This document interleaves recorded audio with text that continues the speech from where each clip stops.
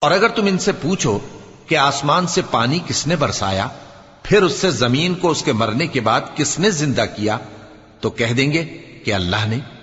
کہہ دو کہ اللہ کا شکر ہے، لیکن ان میں اکثر نہیں سمجھتے۔ اور یہ دنیا کی زندگی تو صرف کھیل اور تماشا ہے، اور ہمیشہ کی زندگی کا مقام تو آخرت کا گھر ہے، کاش یہ لوگ سمجھتے۔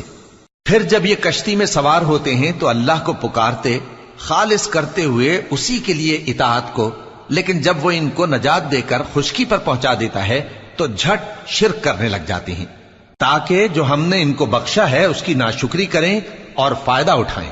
سو خیر ان قریب ان کو معلوم ہو جائے گا۔